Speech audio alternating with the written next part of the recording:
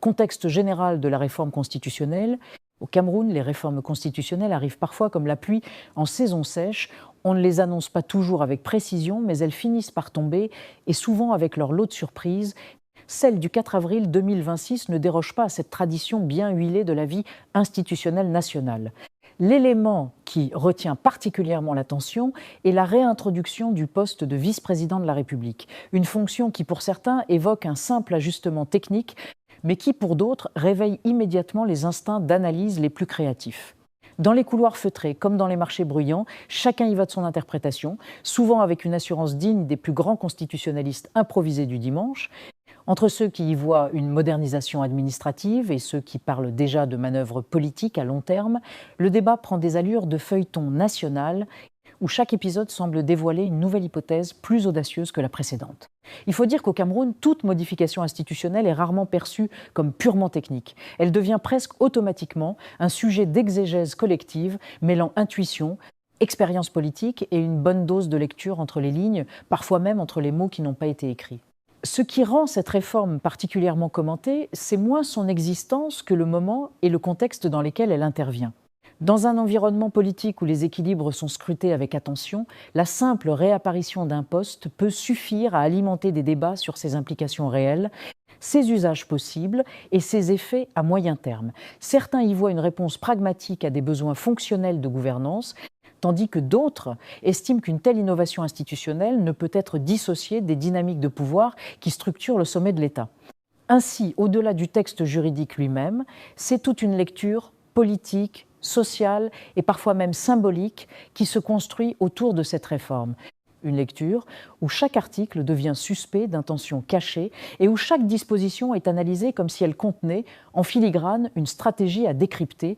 Dans ce climat, la réintroduction du vice-président ne se limite plus à une question de structure administrative, elle devient un objet d'interprétation nationale, presque un miroir dans lequel chacun projette ses propres grilles de lecture du pouvoir. Et comme souvent dans ce type de configuration, les débats ne se limitent pas aux institutions elles-mêmes, mais s'étendent aux figures, aux trajectoires et aux possibles scénarios d'avenir que cette réforme pourrait, directement ou indirectement, rendre envisageable. Dans la partie suivante, nous examinerons comment cette réforme est officiellement présentée et défendue par les autorités, notamment à travers l'argument d'une amélioration du fonctionnement de l'exécutif. Et pendant que les débats continuent de faire vibrer les plateaux et les réseaux, un petit conseil avec le sourire, si vous aimez les analyses locales, les sujets qui font réfléchir et parfois sourire, n'oubliez pas de vous abonner à Cameroun TV parce qu'ici, l'actualité ne se regarde pas seulement, elle se comprend et parfois même elle se savoure. Un texte venu directement du sommet de l'État. Si le projet de loi de révision a été officiellement défendu à la tribune par le garde des Sceaux, Laurent Esso, l'un des plus proches collaborateurs et amis du président, nul ne se leurre sur son origine. Ce texte porte la marque directe de son initiateur, Paul Biya lui-même. Esso n'est pas seulement le ministre de la Justice. Il est l'un des rares hommes à qui Biya accorde une confiance absolue. Sa présence à la tribune pour défendre cette réforme est un signal clair. Ce n'est pas une initiative gouvernementale ordinaire. C'est une volonté présidentielle. Contrairement à ceux qui y voient la manœuvre, enclenchant directement la succession de M. Biya, ce dernier ne se voit pas hors du palais de Cîteaux. L'intention réelle, se faire assister sans partager le pouvoir. La lecture hâtive de cette réforme, celle d'une succession programmée, semble inexacte, ou du moins prématurée. Paul Biya n'envisage pas à ce stade de quitter le palais de l'Unité. Ce qu'il cherche, c'est un adjoint capable de le suppléer dans les tâches les plus physiquement exigeantes de la fonction présidentielle.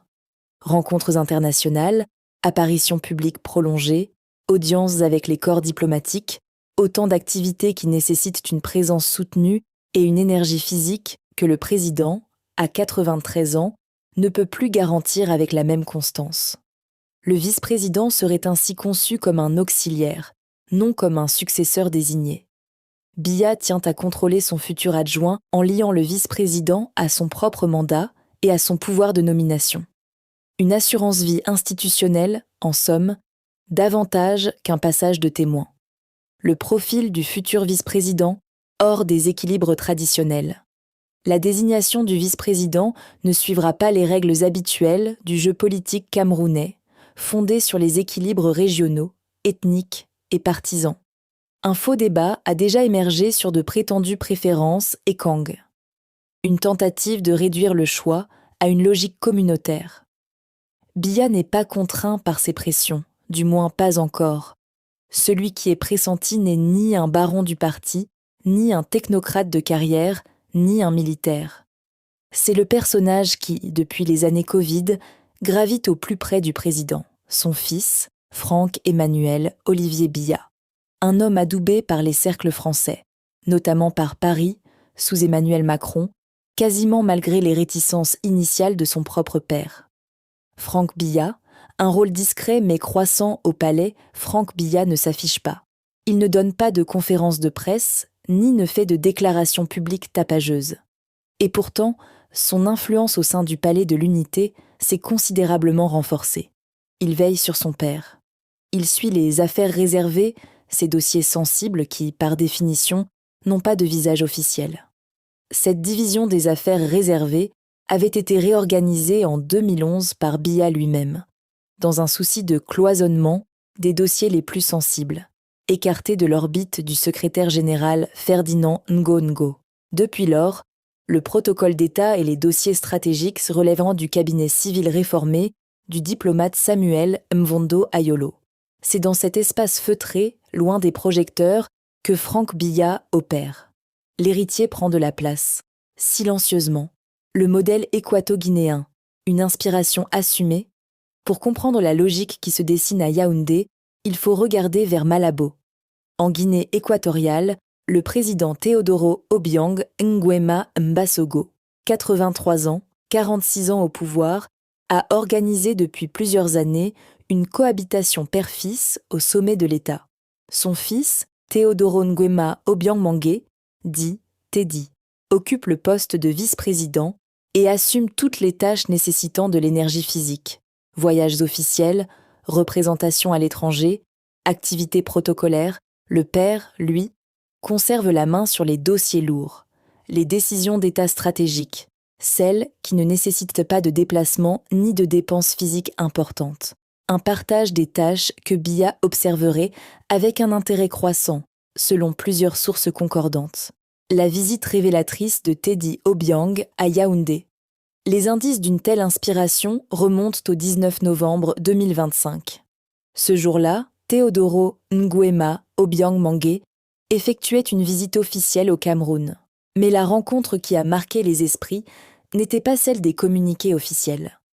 Paul Biya a reçu le vice-président équato-guinéen lors d'une séance de travail de 2 heures en tête-à-tête. Aucun conseiller. Seulement une pile de documents entre eux. Un face-à-face sans précédent dans le protocole habituel des rencontres de Biya. Devant la presse réunie sur le perron du palais à l'issue de l'entretien, Teddy avait prudemment évoqué une discussion sur la coopération commerciale entre les deux pays voisins. Une couverture diplomatique convenue,